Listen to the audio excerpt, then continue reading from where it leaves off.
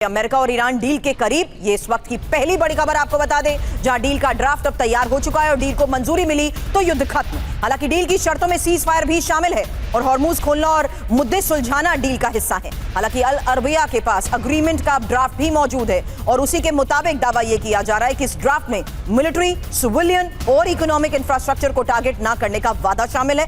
7 दिनों के अंदर पेंडिंग मुद्दों पर बातचीत की भी होगी शुरुआत। मेरे सहयोगी मनीष झा इस वक्त हमें ज्वाइन कर चुके हैं और मनीष, ये इस वक्त की पहली बड़ी खबर है जहां इस ड्राफ्ट के जरिए डील को लेकर बड़े दावे किए जा रहे हैं। बिल्कुल, देखिए सबसे बड़ी बात तो यहाँ पर यही है कि अब ईरान ने भी अपने शर्तों को थोड़ा और आगे बढ़ा दिया है। पहले उनकी बात होती थी कि ये गारंटी दी जाए कि हम पर अटैक नहीं होगा, लेकिन अब वो कहते हैं कि ये सब बात छोड़ो, पहले तो ये बताओ कि हॉर्मुज का मालिक कौन होगा, आने वाले दिनों में हॉर्मुज कौन कंट्रोल करेगा, वहां से किसको मुनाफा आएगा, वहां पर टोल टैक्स कौन लगाएगा। और इसीलिए अब ईरान का कहना है कि हर हालत में हॉर्मुज पर हमारा नियंत्रण होगा, अगर ये आपको मंजूर है तो हम डील करेंगे। नियंत्रण के तहत, मनीष सॉरी टू बटन, नियंत्रण के तहत वो मैप भी थोड़ी देर में दिखाएंगे जहां 22,000 किलोमीटर का जो पूरा एरिया है। हालांकि यहां अभी तक सिर्फ 5,000 था, लेकिन अब ये 22,000 हो चुका है। एक तरफ ईरान मैप जारी करते हुए अपने कंट्रोल का दावा करता है, दूसरी तरफ इसी ड्राफ्ट में डील को देखते हुए जो खबर आ रही है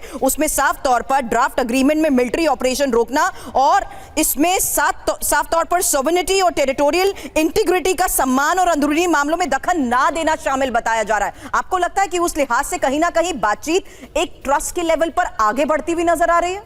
तो जो बातें आपने कही वो पॉलिटिकल साइंस के हिसाब से, डिप्लोमेसी के हिसाब से तो डिक्शनरी के वर्ड हैं, लेकिन इसको आप सिंप्लीफाई करके देखिए तो अंदरूनी मामले में दखल नहीं देना, मतलब ईरान में जो रिजीम है वो रिजीम बना रहेगा, उसके बारे में आप कुछ नहीं कहेंगे। टेरिटोरियल इंटीग्रिटी को मेंटेन रखना, यानी कि हॉर्मुज स्ट्रेट पर जो हमारा हिस्सा है, जो कि 12 नॉटिकल माइल तक तो वैसे ही बनता है, उस पर आप किसी भी तरह का क्लेम नहीं करेंगे। और जो तीसरी बात है कि हॉस्टिलिटी को खत्म करना, तो यानी कि मध्यपूर्व में जितने बेसेस हैं उनको समेट कर आप वापस चले जाएंगे। आपको लगता है कि अमेरिका इन बातों को मानेगा? और अगर नहीं मानेगा तो फिर डील होगी कैसे? अच्छा, एक और बात कोट एंड कोट इसलिए कर रही हूं क्योंकि इसमें अरब की खाड़ी, स्ट्रेट ऑफ हार्मुज और ओमान सागर में नेविगेशन की आजादी पक्का करना भी लिखा गया। इसका मतलब मनीष? बिल्कुल, देखिए सबसे बड़ी बात यहाँ पर यही आती है कि जब वो ये कहते हैं कि इस पर आजादी पक्का करना, मतलब यहाँ पर अमेरिकन इन्फ्लुएंस खत्म करने की बात है। यानी कि अमेरिका को अपने जितने भी वॉरशिप हैं वो सब वहां से हटाने होंगे और इसके अलावा जो आसपास में मौजूद अमेरिकी बेसिस में अमेरिकी प्रेजेंस है उन सबको ले जाना होगा, यानी मध्य पूर्व से को बाय बाय कर दे अमेरिका। क्या ईरान की ये शर्तें मानेगा? और अगर नहीं मानेगा तो ईरान डील नहीं करेगा। अब दूसरी खबर, डील की संभावना के बीच ही ये भीषण युद्ध की उस तैयारी को लेकर खबर है जो तैयारी अमेरिका ने की है। ईरान पर किसी भी वक्त हमला संभव है और यूएसएस अब्राहम लिंकन से विमानों की उड़ान। हालांकि सेंटकॉम ने ये वीडियो जारी किया है।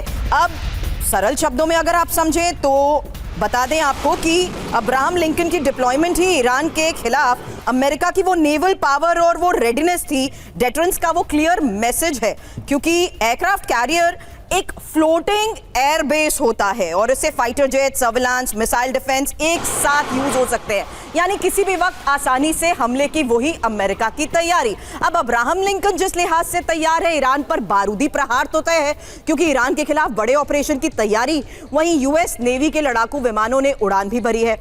अरब सागर से हॉर्मुज की तरफ ये उड़ान भरी गई है। अरब सागर में यूएसएस अब्राहम लिंकन तैनात है। पश्चिम एशिया में 3 और एयरक्राफ्ट कैरियर तैनाती कहां पर है, जल्द ये भी इंफॉर्मेशन, क्योंकि अरब सागर में यूएसएस अब्राहम लिंकन है, जबकि भूमध्य सागर में है यूएसएस गेराल्ड फोर्ड और साथ ही लाल सागर में यूएसएस जॉर्ज बुश।